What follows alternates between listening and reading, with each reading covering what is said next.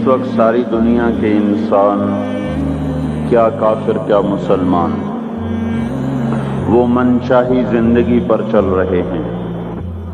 جو جی میں آیا وہ کرنا ہے، جو جی میں نہیں آیا وہ نہیں کرنا۔ اپنی من چاہی زندگی کا دستور یہ گزشتہ 300 سال سے باطل کی محنت ہوتے ہوتے ہوتے وہ ہمیں اس وقت یہاں تک پہنچا چکے ہیں کہ ہم اللہ کی ذات سے اثر لینا یا اس کے رسول سے اثر لینا یا آخرت سے اثر لینا، یہ ہمارے دلوں میں یا مٹ چکا ہے یا بہت دھندلا ہو چکا ہے۔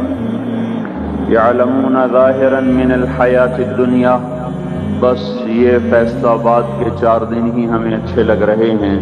وہم عن الآخرۃ ہم غافلون، اور موت کے بعد جو آنے والی زندگی ہے اس سے یہ سارا جہان غافل ہے۔ اور یہ کائنات اللہ کی ہے، یہ زمین اللہ کی ہے، عرش فرش اللہ کا ہے۔ یہاں وہ ہوگا جو اللہ چاہتا ہے، یہاں وہ نہیں ہوگا جو دنیا کے بادشاہ چاہتے ہیں، صدر وزیر فوجیں چاہتی ہیں، بلکہ ان الامر کلہ للہ، ساری حکومت وہ اللہ تعالیٰ کے ہاتھ میں ہے، اور وہ من قبل ہے شروع سے، اور من بعد ہے آخر تک، ہمیشہ تک۔ اور وہ ایسی حکومت والا ہے کہ جس کو زوال کوئی نہیں، کل یوم ہوا فی شان، جس کا مقابل کوئی نہیں، ما کان معہ من الہ، جس کا کوئی شریک کوئی نہیں، لم یتخذ صاحبۃ ولا ولدا ولم یکن لہ شریک فی الملک، جو کسی سے پیدا نہیں ہوا نہ اس سے کوئی پیدا ہوتا ہے، لم یلد ولم یولد، سارے جہان کو بنایا خود بننے سے پاک، سارے جہان کو مارتا ہے مارتا رہے گا، خود موت سے پاک ہے، سب کو بنایا بننے سے پاک، سب کو مارا مرنے سے پاک، اپنے ارادوں میں وہ کامل ہے، ما شاء اللہ کان، وہ جو چاہتا ہے کرتا ہے، وما لم یشاء لم یکن، وہ نہ چاہے تو کوئی کروا ہی نہیں سکتا، وما تشاءون الا ان یشاء اللہ رب العالمین، تم بھی اللہ کے محتاج ہو، تمہارا چاہا بھی تبھی پورا ہوگا جب اللہ تعالیٰ بھی چاہ لے۔ فرعون کی ساری طاقت لگی کہ موسیٰ علیہ السلام کو ذبح کرنا ہے، اللہ کا ارادہ ہوا کہ ہم نے زندہ رکھنا ہے، ایک اتنی کثرت سے بچے قتل ہوئے کہ اس کی اپنی قوم نے کہا تو حکومت کس پہ کرنی ہے، 1 سال چھوڑو 1 سال مارو۔ جس سال چھوڑتا تھا اس سال ہارون علیہ السلام اللہ نے پیدا فرمائے، جس سال قتل کرتا تھا اس سال موسیٰ علیہ السلام کو اللہ تعالیٰ نے پیدا فرمایا، حالانکہ اس کا عکس کرتا تاکہ معاملہ آسان ہوتا، لیکن اللہ کی قدرت کو کون جانتا۔ پھر ایسا نظام چلایا کہ اس کو پانی میں ڈلوایا، پانی سے فرعون کے دربار میں پہنچایا۔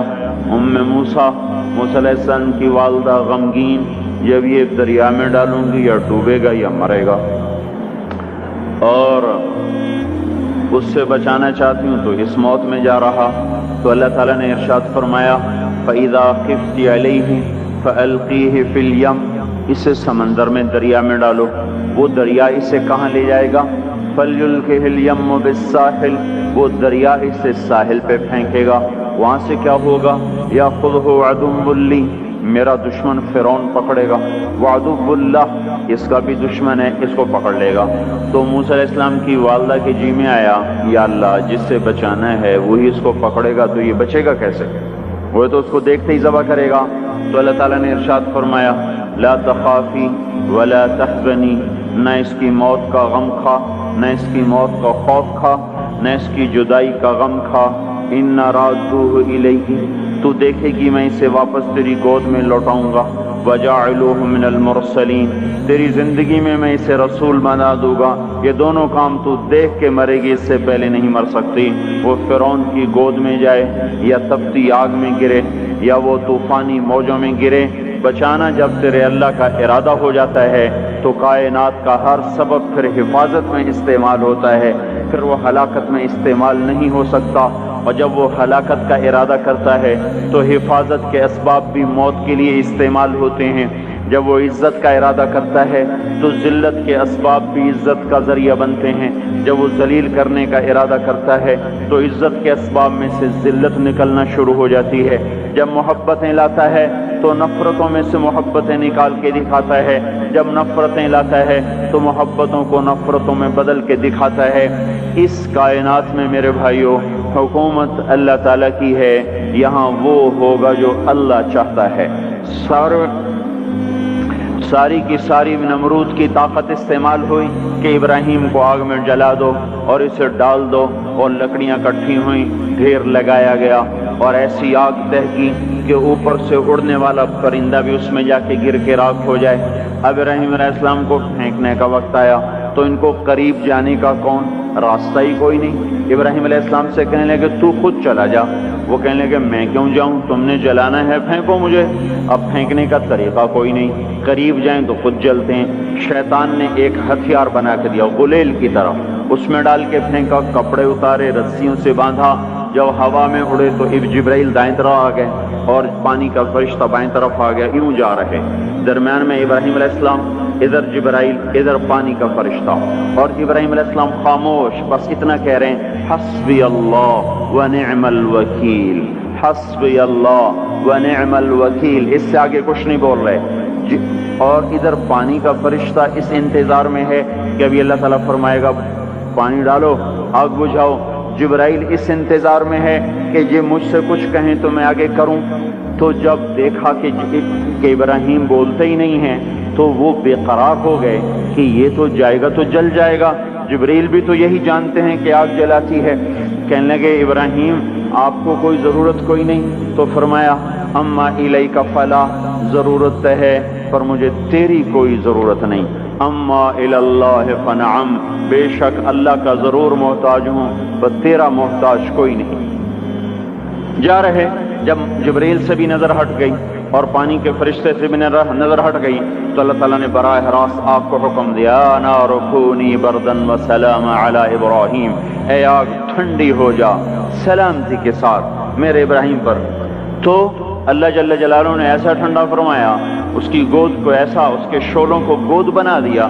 شعلوں نے ابراہیم علیہ السلام کو گود میں لیا، جیسے ماں بچے کو چارپائی پہ لٹاتی ہے، ایسے آرام سے انگاروں پہ بٹھا دیا، آگ کو شفاف بنا دیا، یہاں تک کہ ابراہیم علیہ السلام کا باپ آزر جو جانی دشمن اور قتل کے در پہ، جب اس کی نظر پڑی تو اس کی زبان سے بھی بے ساختہ نکلا نعم الرب ربک یا ابراہیم، اے ابراہیم تیرے رب کے کیا کہنے، کیا ہی زبردست ہے تیرا رب۔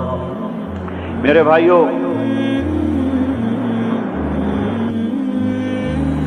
کائنات میں جو بھی شکل ہے، جو بھی صورت ہے، اس کو اللہ نے بنایا ہے، وہ اللہ کے قبضے میں ہے، وہ اللہ کے تابع ہے، اللہ کی چاہت سے استعمال ہوتی ہے۔ اس جہان میں فیصلہ اللہ کا حتمی چلتا ہے، جو زمین کو کہے گا وہ کرے گی، جو آسمانوں کو کہے گا وہ کریں گے، جو ہواؤں کو کہے گا وہ کریں گی، جو پانیوں کو کہے گا وہی ہوگا۔ ساری کائنات میں چونکہ آخری فیصلہ وہ اللہ تعالیٰ کا ہے، اللہ تبارک و تعالیٰ نے انسانی زندگی کے حالات کو میرے بھائیو اس کے اعمال کے ساتھ جوڑا ہوا ہے۔ ساری دنیا کی طاقتیں وہ اللہ تعالیٰ کے فیصلے کو بدل نہیں سکتی۔ جب لوگوں کے اعمال بگڑتے ہیں تو اللہ تعالیٰ حالات کو بھی برباد کرتا ہے اور آخرت کو بھی برباد کرتا ہے۔ مال نے نہ کسی کو اللہ کی بارگاہ میں پہلے عزت دلائی، نہ آج عزت دلا سکتا ہے۔ دنیا کے اقتدار نے نہ پہلے کسی کو کامیاب کیا، نہ آج کسی کو کامیاب کر سکتا ہے۔ یہ میرے بھائیوں آج کا دھوکہ ہے کہ ہم اپنی منشاہی پہ چل رہے ہیں اور ہمیں اللہ کے دستور کا پتہ نہیں ہے کہ اللہ تعالیٰ کن چیزوں سے راضی ہے، کن چیزوں سے ناراض ہے، کس پر اس کی پکڑ آتی ہے، کس پر وہ معاف کرتا ہے۔ اس لیے یہ ساری دنیا کے انسان انتہائی خطرے میں چل رہے ہیں۔